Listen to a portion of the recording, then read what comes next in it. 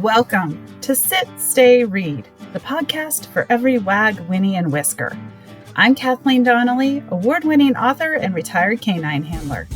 Each week, I chat with novelists about the bond we share with our furry friends and how they inspire stories. Grab a coffee, get cozy with your favorite pet. It's time to sit, stay, read. Well, today I'm thrilled to introduce Patrick O'Donnell. Patrick is a fellow author, podcaster, and also a retired Milwaukee police sergeant. Many of you know him from his podcast and Facebook group, Cops and Writers. He's helped many authors, including myself, get the facts right. And while his books, I don't believe, feature four-legged characters, which I will double check with him soon, we do have a four-legged guest on the show with us today, Patrick's dog, Clark. So make sure you check out the YouTube channel so you can all say hi to Clark. And we're going to learn more about Clark later on. I'm so glad he could join us. And Patrick, I'm glad you could join us as well. Thank you for coming on the show. Oh, thank you so much, Kathleen. Always great talking to you. And yes, when I told Clark I was going to be on this show, he jumped at it. He's like, you know what? I have to sit in your lap and, bark at squirrels outside and do my Clark things. So absolutely. Yes, yes. And Boomer would have joined him, except Boomer played with his squeaky toy all morning long and is sound asleep right now. If you hear noises, he's down there snoring. So, Aw, way to go, so Boomer. that's right. Well, I'm glad Clark could come on because I'm sure he's your little co-author. He helps you write. He And does. yeah, I mean, they're the best ones. And I'm curious. I know so much about you, but I realized I don't know your writer origin story. Were you one of those officers who secretly enjoyed writing reports? No, not at all. I didn't think so. Oh Lord, Okay. I stayed away from reports like the plague. I started with the Milwaukee Police Department in 1995. Okay. And when I first got to a district station after going through the academy for 6 months, and I'll back up a little bit. In the academy, you write a ton of reports, and it was all handwritten. And you get Okay. to and there was a report writing class. We had an English class. We had a spelling class. Really? I felt Okay. like I was back in high school again. I'm just like, but it made sense because back then you had one or two dictionaries with most of the pages missing in the assembly that were full of coffee stains and, like cigarette burns and whatever else, that were just there. And I remember I was super high speed because I bought one of those spell checks because I'm dyslexic. My spelling is horrible. I went to Oh, Catholic wow. school Okay. for grade school, and those nuns just had a horrible time with me. My handwriting was atrocious. My spelling was horrible, but my grammar was good. I had a pretty good grasp of the English language. But when I was brand new, you hand wrote reports with carbon paper. And if Oh you my made a gosh. mistake, you Okay. used white out, green out, pink out, because like the general report was usually on a white piece of paper. Then like a clearance, say you arrested somebody, you'd have to write another report on a green piece of paper. That was they call it the green. That was a clearance. You arrested somebody or they didn't want to prosecute, but you'd still have to write a report. Then the pink copy was the Okay. district copy. I mean, oh my God, you're swimming in paperwork. It was horrible. I Oh couldn't my stand gosh. it. So the district station actually had two typewriters, two electric typewriters. So I snagged one, and I was one of the only guys that knew how to type. The clerks, Wow. we had Okay. civilian clerks. They all had to know how to type because they typed up reports all day. And I'm just whizzing by on the typewriter, and people were looking at me like, "Whoa, what kind of voodoo craziness are you up to here?"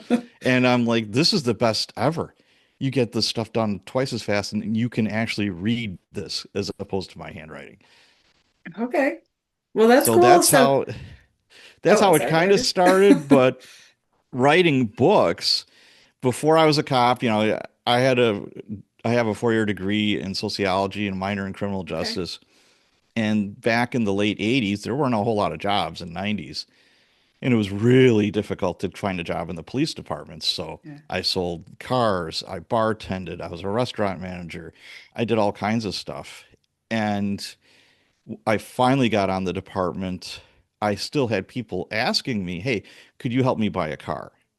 Okay. People enjoy going to the car dealership about as much as the dentist or, public speaking or, all Right. the above. Right. And what happened was I was helping friends and family. And before you know it, probably maybe my last 10 years of the job, I started a small business helping people buy cars. I got a Okay. GoDaddy, website, which was high speed back then. And I I charge people to, they'd call me, hey, I'm at the dealership. This is what's going on. So it was okay, except for I didn't bank on or I didn't foresee the changes in time zones. A lot of Okay. people weren't from this country, and I couldn't understand what they were saying most of the time. It was really, really difficult. And finally, it wasn't worth my time. I'm Okay. working a 10-hour day or a 9-hour day or a 12-hour day. Then I go to the gym, then I go home, and I'm constantly getting phone calls. And I'm like, okay, this has got to stop. But somebody said, you know what? You should write a book. Huh. And this is when Amazon had, self-publishing. You could put your book up on Amazon. You didn't need an agent. You didn't need a publisher. You Mhm. just put it up there. So at first, I was going the traditional route. Everything looked rosy and the bottom fell out. And I'm like, okay, what now? And I forget who it was. They're like, well, you could self-publish. And I'm like, I can? I did not know this. So Yes. I started listening to podcasts specifically for self-published authors, and I just learned how to do it. And I threw up a book under a pen name. It was called I Never Wore Plaid, Insider Secrets from a Former Car Salesperson. The I cover love was it. terrible. The the editing was not great.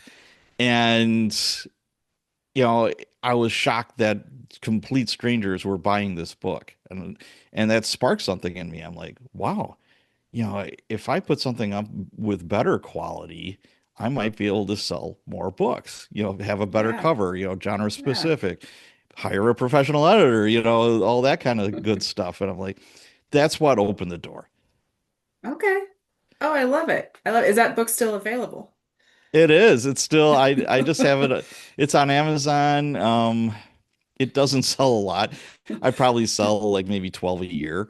Okay. Yeah, usually it's good for one a month, and I'm like, all right, it's just on Kindle. I don't have it on paperback or hardcover or Okay. audio, nothing like that.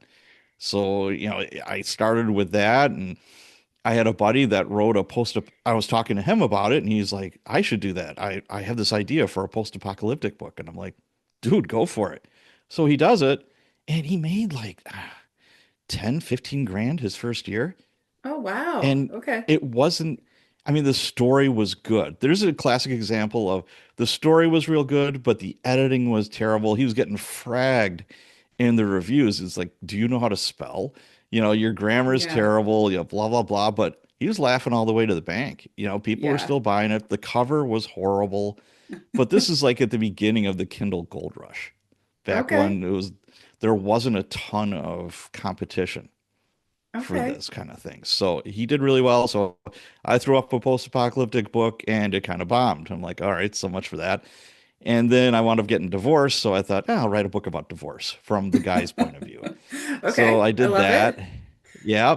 And then what happened was I started going to writers' conferences.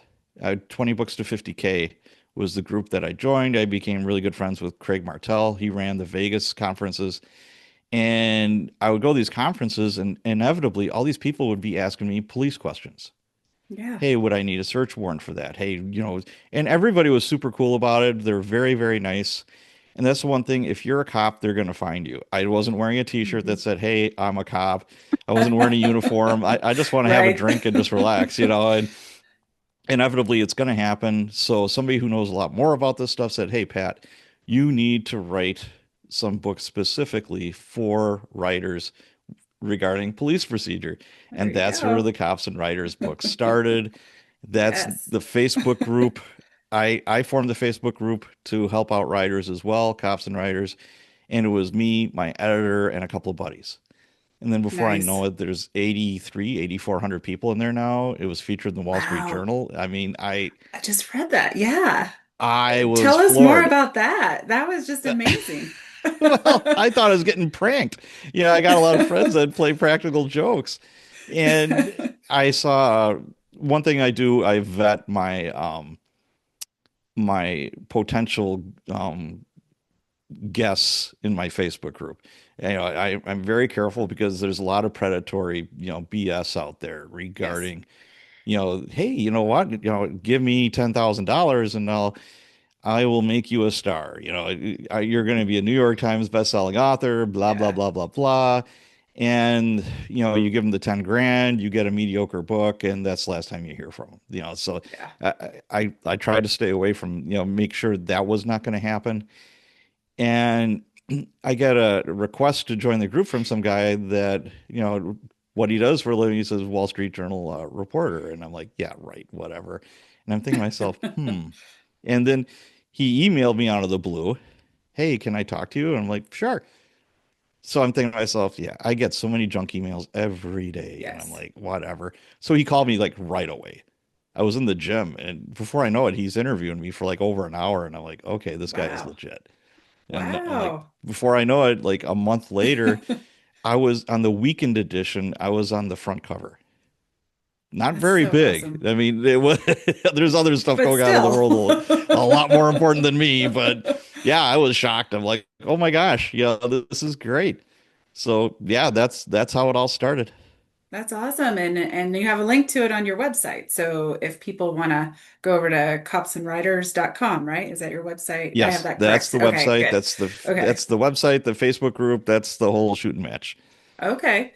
And then you have your podcast, which is phenomenal. I was immediately drawn to it because you get guests ranging from best-selling authors and former law enforcement, like Mark Cameron, Jack Carr, who was Navy SEAL, and then you have KGB spies and other. I mean, it's just the most fascinating podcast and a great resource as a writer too, along with the books. I keep these my reference Thank right you. by my desk, so you can see I've got little things marking what I need to know. But when did you decide to start a podcast? What's the I story started the behind that? podcast around the same time as the Facebook group, it was a little bit past Okay. that, because when I wrote the Cops and Writers books, I'm like, okay, how am I going to promote these? Yeah. So it's like go on podcasts, go on as many, there was back in the day, there was blog tours. You become a guest Yes. blogger. Yes. Blogging was huge. And podcasting I feel like podcasting became the new blogging. Yeah. And I'm like, I want to get on as many as I could. So I pitched myself as much as I could. I got on as many podcasts as I could. And I was thinking to myself, I'm like, you know what? I can do this. I was Yeah. a DJ back in college. Oh, that's so And awesome. yeah, so I'm like, I'm not scared of being behind the mic or in front of a camera or behind a camera or whatever. And I'm like, you know what? Yeah, I'm going to give it a shot. So Yeah. my first big guest was Mark Cameron. And that was because I was helping Lois Simonson. She's Lolo Page. She Okay. writes firefighter romance, wild firefighter, Mhm. like the smoke jumpers and all that kind of stuff. Absolutely love Lois. Her and her husband go to the 20 books conferences, Cool. and I got to know them. They live in Alaska. And she said, you know what? You helped me so much. She said, how would you like to have Mark Cameron on your show? I'm like, well, I'd love it. He wrote the last like five Tom Clancy novels. Yeah. And she's like, well, he's my neighbor, and I'm going to tell him he has to. And I'm like, okay.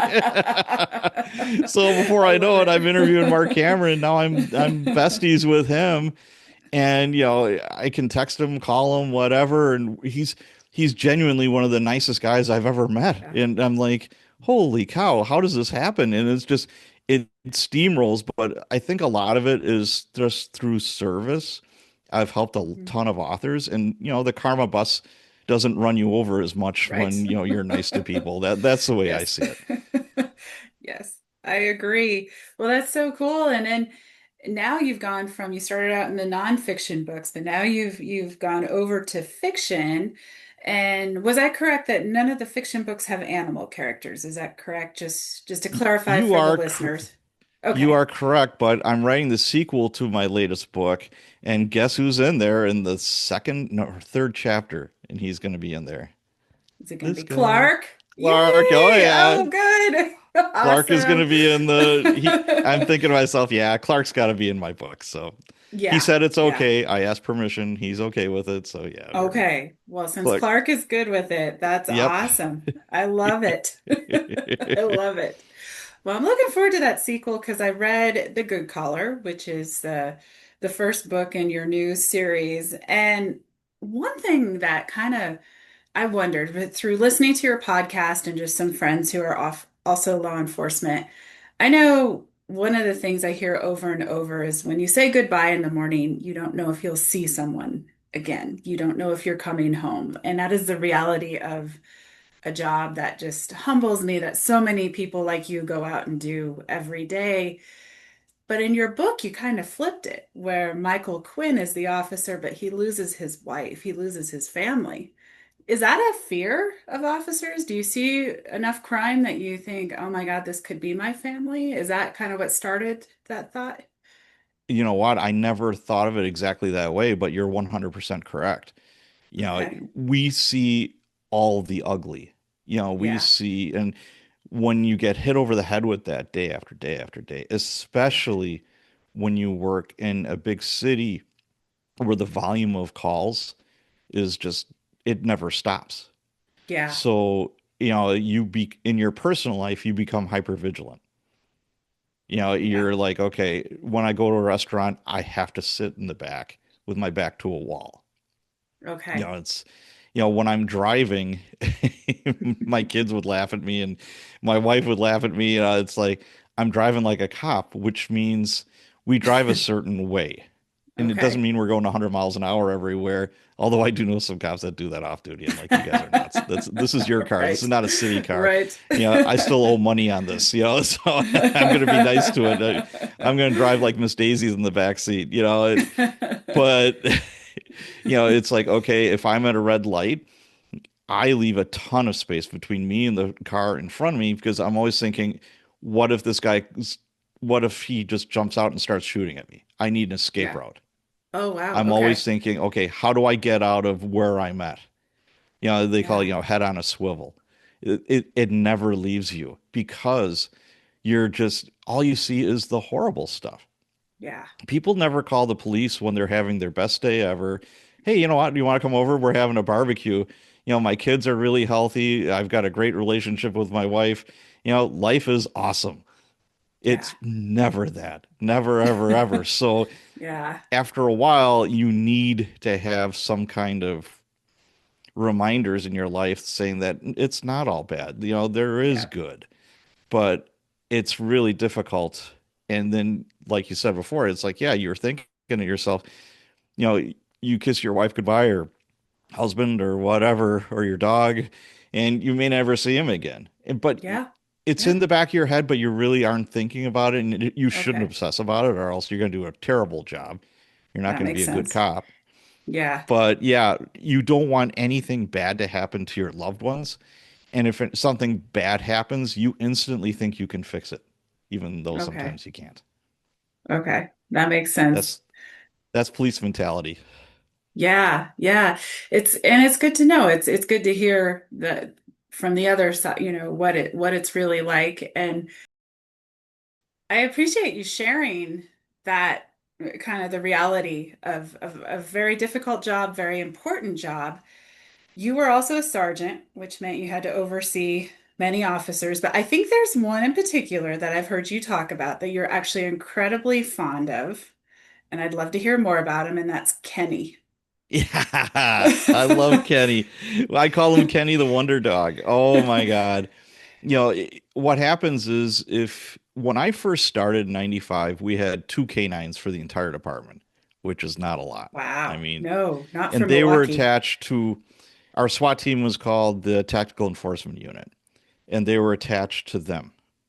Okay. Then a different chief came in and he got rid of the dogs. He said, no more dogs. He hated dogs. Really? Oh, Really? yeah. Wow. Couldn't Oh my stand them. gosh. So we got horses instead. So everybody's like, now Okay. we've got tactical horses, and we're like, oh my God, this is ridiculous. We never had a mounted unit. We didn't have any horses. So Okay. he brought in horses, and I gotta say, oh my God, those horses are some massive beasts. Can Hmm. they move people? Oh man, you got a crowd control situation and Yeah. you want to move a lot of people quickly, bring in the horses. Holy cow. I was awestruck. I really was. Yeah. They are just, they're amazing. I can't say enough good things about the horses. The only thing is, whenever a horse officer would come into the assembly into my station, I could smell them before I could see them. Oh man, that's a pungent aroma. Oh my gosh. Oh, yes. My husband sympathizes with you. I have a horse, so he knows. Yes, yes. It's quite the cologne, let me Yes, say. yes. So then we got another chief. Like, what happens in any big city is you get a police chief, and police chiefs are appointed by like a fire and police commission or the mayor, but whatever commission is more or less handpicked by the mayor, so it's the mayor's guy or gal, and Okay. it's incredibly political. What happens is, it's like, hey, I'm gonna hire Kathleen as my police chief, and I'm thinking that you can walk on water, you're gonna do amazing things, and the honeymoon period is awesome. Things are going great, and inevitably there's a scandal. There's something where the optics aren't so great. The cops are in the right, but the mayor wants to keep his job, so he's like, fire that cop, Kathleen. And Kathleen is like, um, yeah, it doesn't look great, but they did all the right stuff. Police work is a very ugly thing that sometimes doesn't go exactly as planned, et Yep. cetera, et cetera. And then they fall out of love with said chief, and then they send their bags packing, and it's the end of that romance. It Okay. happens every time. So Okay. that happened. The mayor that loved that chief that did not love dogs got they sent him packing, and Okay. then but we did keep the horses. We did keep which Okay. I'm very happy about, and we got the dogs back, and now Nice. we're back to a full canine unit. And one of my police officers that I supervised when I was working midnight to 8 got a dog, and his name was Kenny. And Christina was his handler, and I'm trying to get Christina on the show. I would love, love, love to have Christina on the show. And when you're a canine handler, you have free roam of the city.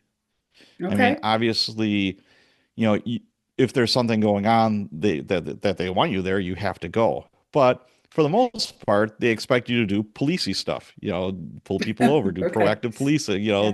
that kind of Yeah. stuff. And inevitably, you've got to write reports, use the bathroom, have lunch, whatever.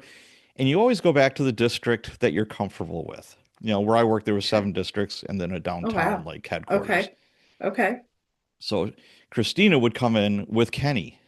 And I tell you what, as soon as they walked in the assembly, it was like moths to a flame. Everybody's like, "Oh, can I pet him? Can I pet him?" He's a 120 pound German Shepherd that, Wow, that's a big guy. oh, he was huge. He was a big, big boy. And, he was the most well-behaved dog. I just kept Yeah. on thinking he's going to start talking at any second.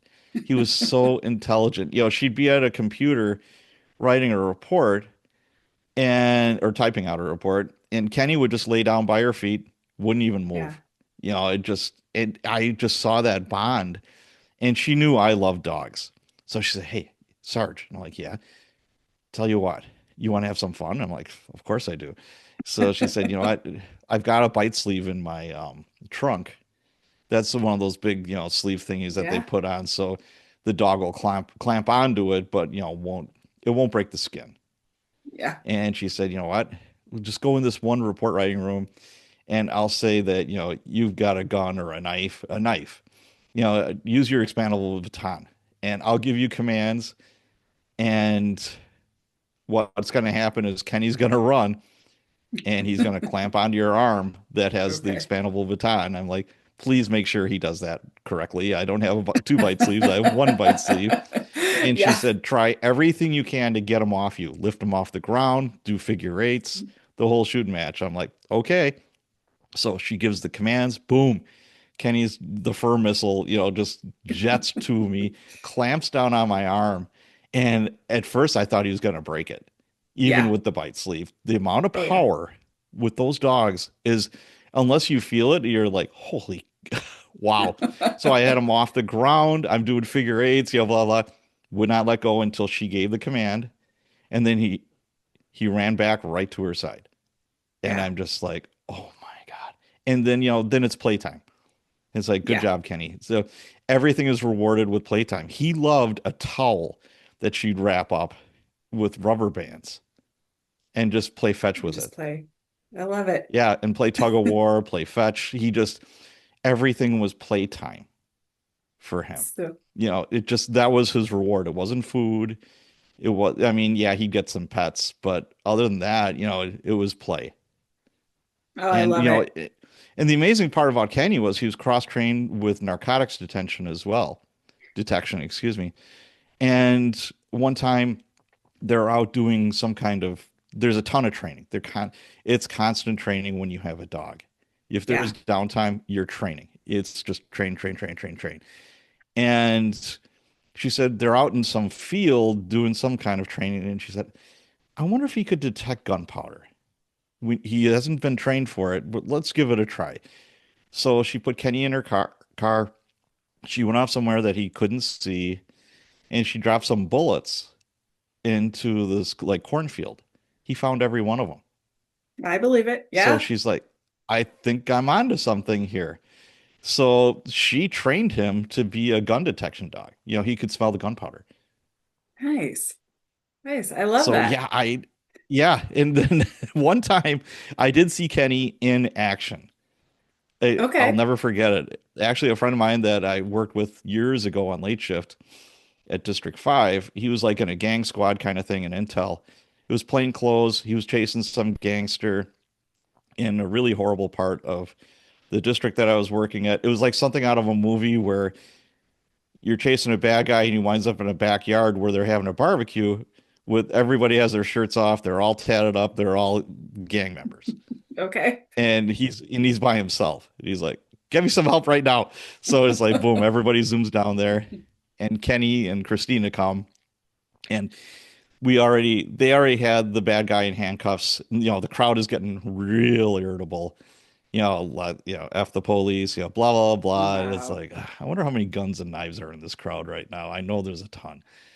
And I look at Christina. I said, "Could you tell him to bark, like bark savagely?" She said, Okay. "Yeah, I can do that." So she gives a command, it's like, "Rah, rah, rah, rah, rah, rah, rah." And so everybody took a step back, and we're walking this guy to a patrol wagon that's under arrest. And like I said, he's tatted up head to toe, no shirt on. I think was he a Latin king or maybe a Mexican posse? I don't know. Okay. Whatever. So pretty serious. Oh yeah. And Kenny is just next to him. He's not even barking anymore. He's just there. And oh yeah, you're the Oh, story. You got to bark. Okay, Clark. that's right. Um, all Well, Clark 15 wants us pounds to of know you. he is tough. He is just as tough as Kenny. So, Oh yeah, absolutely. So what happens is this guy out of nowhere tries to kick Kenny. And oh, everything bad happened like in idea. a microsecond. He went to try he may have got Kenny, but Kenny clamped onto his stomach. Oh, And ooh, yeah. I never heard a man squeal like that ever in my life. Yes. Yes. And I'm like, everybody stopped what they were doing, including all these like gangsters that were, giving us all kinds of BS, blah, blah, blah. And then, Christina gives the command to release and he releases. And I'm like, he barely broke the skin. Yeah. Oh my God. I thought there'd be intestines flying all over the Yeah, I place. I would mean, it think would so be nuts. too. So I'm like, all right, take him to the hospital. So anytime a dog bites, a prisoner or a suspect, off to the hospital, everybody goes. Yeah. So he's in the hospital and he's talking stupid. And I'm like, dude, I understand you don't like the police, but you realize, you want to pick a fight with this dog that could literally chew off tree branches. What do you think he's going to do to you? Yeah. He's like, man, I'm like, yeah, yeah, keep talking smack. I'll bring him back here and he'll finish the job, And I'm like, Yeah. nope. But yeah, I was amazed by how much control he had, and he knew not to like rip this guy apart. That's He had, amazing. I, like I said, that dog was nothing short of amazing. That's awesome. Now, I know there's other canines now, but was he kind of the main one you worked with at the time, or did you have others No, too? there was all kinds of dogs, and Okay. it would be when I worked late shift, there wasn't a lot of them. When I Okay. started power shift, which was 7 p.m. to 3 a.m., they'd work till about midnight or 1 in the morning. We Okay. didn't have canines that worked midnight to 8 Okay. Okay. specifically, Interesting. unless they were called out for something, because they would do tracking. You know, Kenny was a tracker too. Okay. Say there was like a missing kid or, you know, uh, an older person wanders off, and it's Wisconsin. It's Yeah. cold. Yeah. So yeah, so it was kind of cute because towards the end of his career, his muzzle was starting to get pretty gray. All right, Clark, that's enough. He's getting Clark has a he's lot getting to up say. there. And canines don't last a long, long time because it is a very physically demanding job and they need to Yes. have certain standards. So I don't know, 7, 8 years, maybe a little bit more, but not much. And he was getting towards the end of his career. And I remember one time, Christina's driving somewhere, so I pull over to talk to her, and Kenny's in the front seat with her in the Oh, passenger seat. nice. And I'm like, oh my God, Christina, you're not supposed to do that. She said, I know, but he wants to be up here with me. And I'm just like, all right, whatever. I love it. I love it. I mean, it happens sometimes, you break Yes. the working dog rules, but I won't go down that road because I don't want to admit to the ones I broke. So I mean, there might have been a hotel room or two that the dog was on the bed with me, but we won't admit that totally. So It's funny because I remember, talking to canine handlers, their city property, yeah. but they stay with you in your house and they give you an allowance for food, vet, and they they give you a kennel. And I remember a buddy of mine, another buddy of mine that had a canine. He says, "Yeah, it's great for storing my lawnmower and all this. The thing's huge. Like, the dog sleeps on the bed with me. What are you talking about?" Like that's what I kind of figured. Yeah. Yeah, we don't always. I mean, it depended on the dog, but yeah, yeah, there's some rules that might be broken here or there. Oh yeah, So, absolutely. well, this has been fantastic, and I love Clark. Clark had to add in a few things to the interview, and he knows he could have been a great canine as well. So, Yes, all 15 pounds of him. I yes, will say though, he does not back down to any dog or human. no.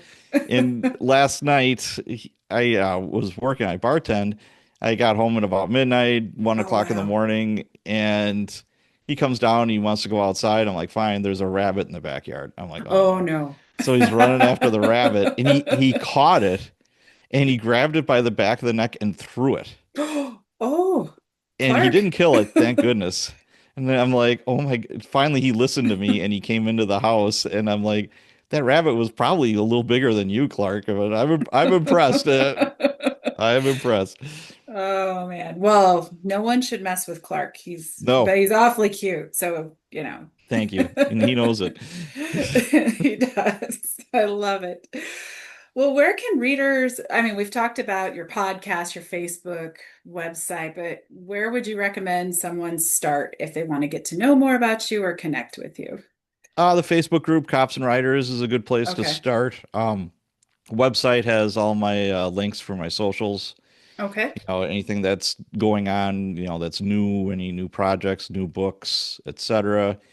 So yeah, just copsandwriters.com. I try to make it as Okay. simple as possible. And then of course the books Cops and Writers. And I wrote a series with Michael Anderle called Brew City Blues. That was set in That's right. Milwaukee. And Okay. then I started my own series, The Good Collar, and that is also set in Milwaukee. Fantastic. And I should also mention for listeners who, since this is sort of an animal focused podcast, who enjoy canines, you have several episodes with canine handlers and trainers and whatnot on your podcast that they could check out. I do. I'm just trying to think of specific ones, but yeah, I try to include if there's a dog somewhere, and I've had you on my show, Mhm. and we talk more specifically about what you used to do with canine handling and all that kind of good stuff. So yeah, if anybody's out there that wants to be a guest, just hit me up. My email is sarge@copsandriders.com. Fantastic. And I'll put the website in the show notes so people Sweet. can go there too. Well, thank you so much for coming on Sit Stay Read, and I've loved learning more about you, your writing, and your career. And have to say thank you very much for your service. And until next time, keep your tails wagging and pages turning. Thank you. Thanks for joining me today. Sit, Stay, Read is a part of the Authors on the Air Global Network. If you enjoyed today's author interview, be sure to leave a review and share the episode with a fellow animal-loving reader. If you're curious about the world of working dogs and wilderness adventures, please check out my books at KathleenDonnelly.com. Until next time, curl up with your best furry friend and sit, stay, read.